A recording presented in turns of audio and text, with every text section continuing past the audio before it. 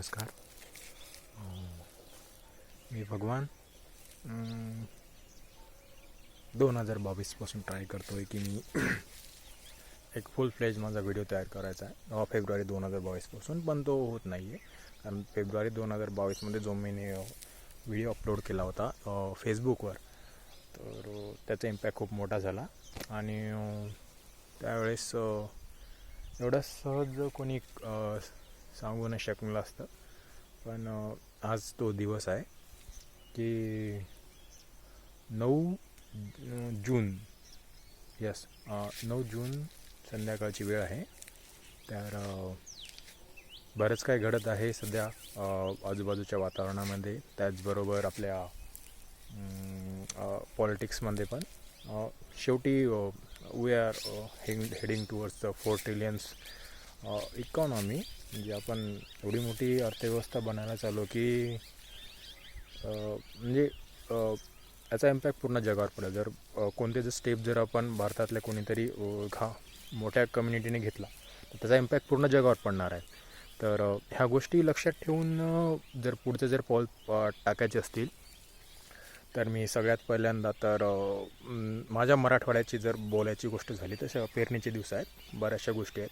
पण त्याचबरोबर आमचे सहकारी मित्र मनोज जरांगे पाटील यांनी जे उपोषणाचं ठरवलेलं आहे की एक मराठा आरक्षण भेटलं पाहिजे, याच्यातून पुढं आलं पाहिजे, या गोष्टी ते म्हणजे भविष्याचा विचार करून बऱ्याचशा गोष्टी सांगत आहेत. पण मी मी एक आदिवासी आहे, तर मी त्यांचा एक छोटासा मॅसेज देऊ इच्छितो की नो डाऊट तुम्ही आपलं उपोषण करा, धरणे करा, आंदोलन करा, काही करा, पण हे जो ढाचा आहे, म्हणजे या देशाचा जो ढाचा आहे तो एका संविधानामध्ये किंवा कुठल्या मनुस्मृतीमध्ये गुरफटलेला नाही आहे. हे ग्लोबल नेचरचं आहे. कारण जर सिल्क रोड जर तुम्ही पाहत असाल तर सिल्क रोडपासून बी आपण तेव्हा बी राज केलेला आहे, नंतर बी राज केलेला आहे, बाहेर जगात राज केलं आहे. दुसरे आपल्या जगात येऊन म्हणजे आपल्या देशात येऊन राज करायला सुरू केले. तर त्यावेळेस पण असं घडलं की आपले राजे त्यांच्याशी लढले, छोटे मोठे राजे लढले. पण जेव्हा सर्व संपत आलं होतं तेव्हा एक 16 वर्षाचा मुलगा आव्हान देतो एका मोठ्या सल्तनतला, तेव्हा सगळेच उठतात आणि म्हणतात नाही बस. मग जेव्हा 5 मुलाला घेऊन एक 16 वर्षाचा, 5 मित्रांमध्ये एक मित्र त्यांचा 22 वर्षाचा होता आणि एक जो मित्र होता त्यांचा तो तर भारीच सिनियर होता, पण तो आला नाही समोर.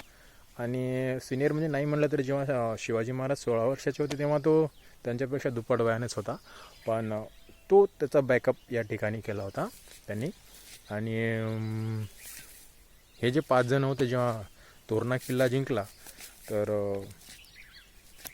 बरंच काही त्यांनी वेगळ्या भविष्याला एक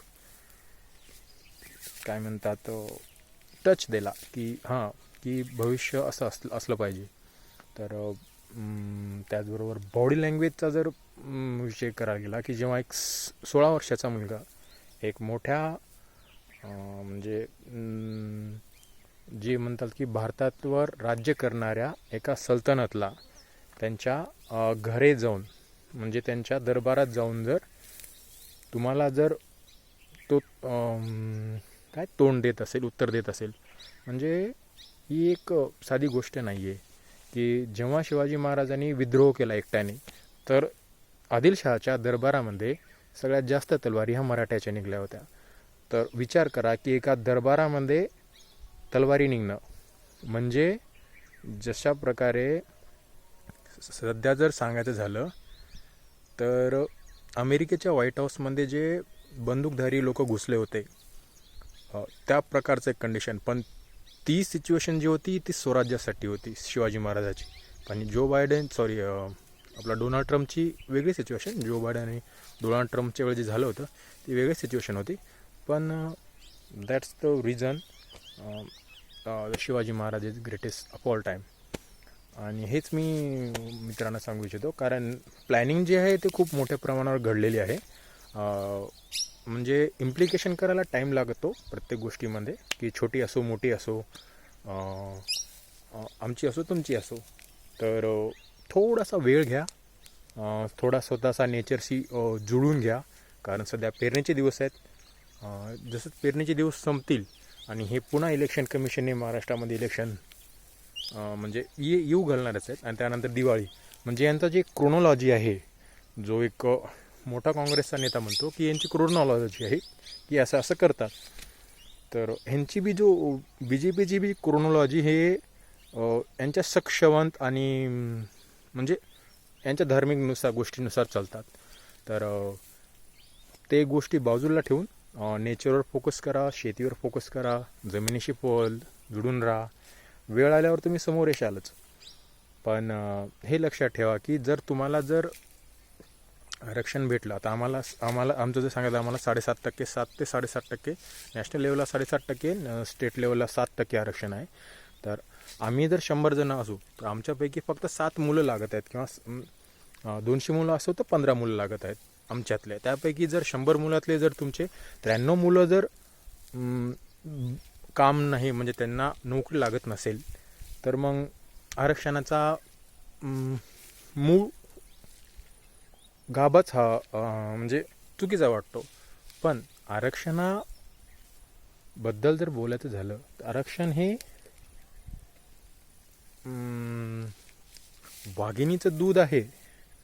पण तुम्ही जर त्याचं जर ते वाघिणीचं दुधाला जर तुम्ही तिनं मेल्यावर जर काढत असाल तर ते विष तयार होतं. ही एक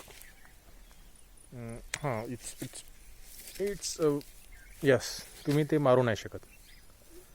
तर अजून एकदा पुढचा व्हिडिओ जेव्हा येईल मी तेव्हा अपलोड करेल.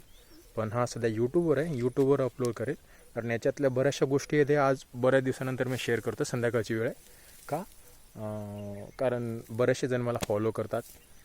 त्याच्यामध्ये खूप मोठे मोठे नेते आहेत. ते सांगतात की बॉडी लँग्वेज कशी असली पाहिजे, बॉडी लँग्वेजचा अर्थ काय, तुम्ही काय समजून घेता, काय समजवता, आणि तुम्हाला काय सांगता येतं, आणि तुम्ही काय ऐकता, हे बॉडी लँग्वेजच्या गोष्टी असतात. आता मी जे तुम्हाला इम्प्लेस करून बॉडी लँग्वेजची जी मी जे तुम्हाला देतो आहे, तर याचा अर्थ असा होईल की म्हणजे तुमचा आजार आहे जॉन्डिसचा आणि मी तुम्हाला गोळी देतो डोक्याची, अशा प्रकारच्या सिच्युएशन होईल. तर ही जे फर्स्टचे जे म्हणजे काही गोष्टीतले जे हे आहेत, काय म्हणतात आता, म्हणजे सुरुवातीचे जे कम्युनिकेशन आहे, माझ्या जे बॉडी लँग्वेजमध्ये फरक जाणवत चालला आहे, तर त्या गोष्टी तुम्ही जास्त लक्ष न देता एक थीम पॉईंट, म्हणजे तुम्हाला ज्याच्यातलं पिक पॉईंट, मेन पॉईंट जे वाटला तेवढाच घ्या आणि त्याचनुसार तुम्ही काम करा. की मी नाही म्हणत की मी काळा आहे, बेंद्रा आहे, खेबडा आहे, तर तुम्ही तसंच मला फॉलो करा. No, as a thought process तुमच्या डोक्यात काय चाललं आहे, तुम्हाला काय बनायचं आहे, ह्या गोष्टीवर तुम्ही फोकस करून पुढची वाटचाल करा. तर याबद्दल मी सगळ्यात पहिले तर जरांगे पाटलाला सांगेल की हो my friend, you can, but first you have to be prepare for the upcoming